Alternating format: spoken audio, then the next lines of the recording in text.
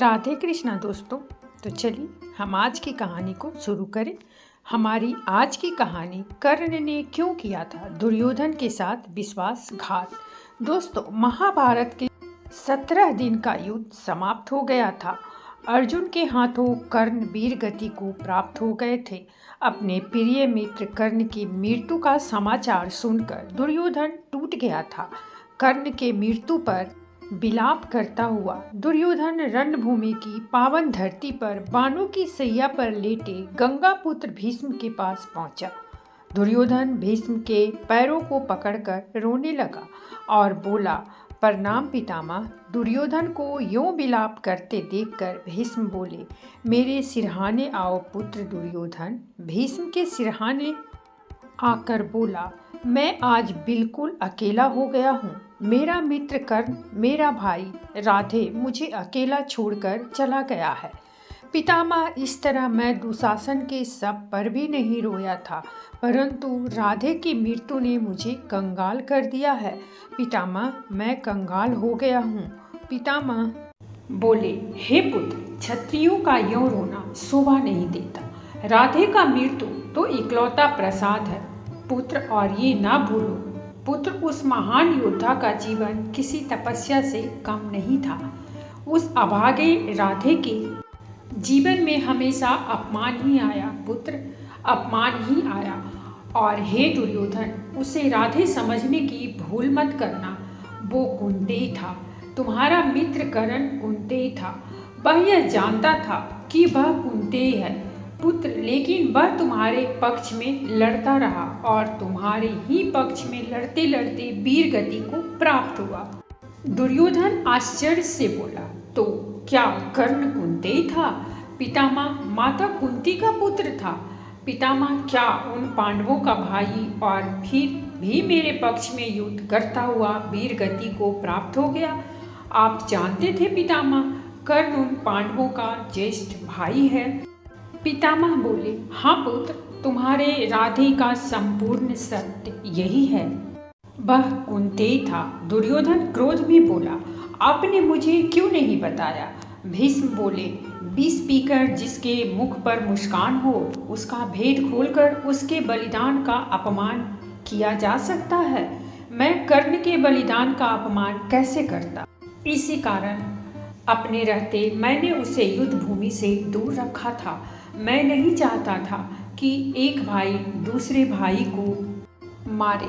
पितामह के मुख से कर्ण का सत्य जानकर दुर्योधन क्रोधित हो गया और वह बोला, वो कर्ण कुंती पुत्र था। पितामह, जिसके सामर्थ्य के आधार पर मैंने पांडवों से शत्रुता की, वह मेरे शत्रुओं का ज्येष्ठ भाई था और उसे इस सत्य का ज्ञान भी था।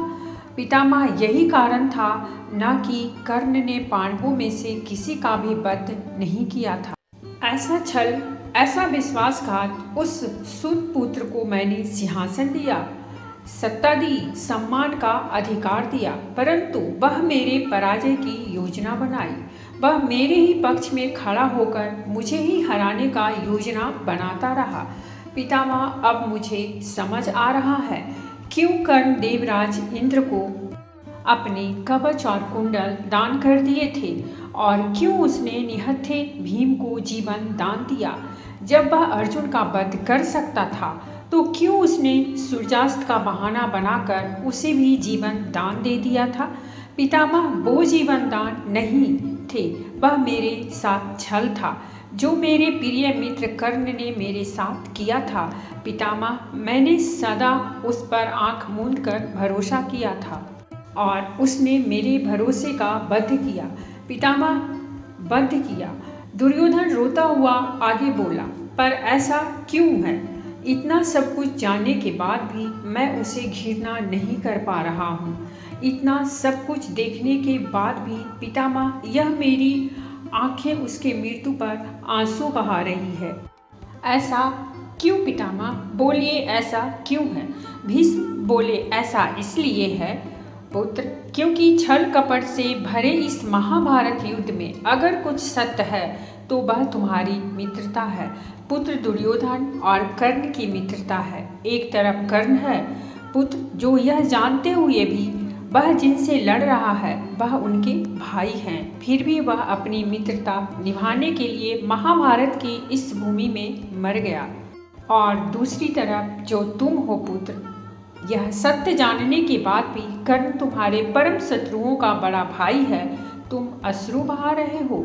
धन्य हो तुम पुत्र, धन्य हो, और धन्य है तुम्हारा मित्र कर्ण, और धन्य है तुम दोनों की मित्रता।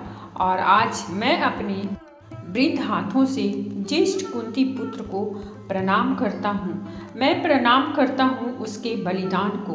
मैं प्रणाम करता हूँ दुर्योधन और उसकी मित्रता को। आने वाला इतिहास दुर्योधन और कर्ण की मित्रता को सदैव आदर के साथ स्मरण करेगा। दुर्योधन विलाप करते हुए पितामह के चरणों को स्पर्श करके अपने शिविर लौट जाता है। तो दोस्तों, यह छोटा सा प्रसंग हमें बहुत कुछ सिखाता है।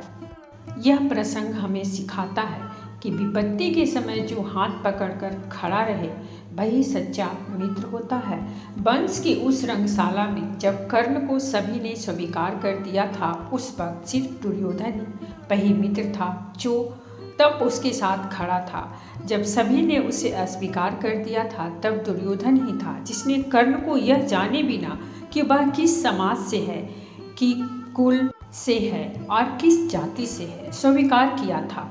और इतना ही नहीं, उसे अपने बगल में बिठाया और कर्ण को अंग देश का राजा भी बनाया था। वही कर्ण ने भी अपनी दोस्ती का भी फर्ज निभाते हुए दुर्योधन के लिए महाभारत की उसे रणभूमि में अपने प्राणों का बलिदान दिया।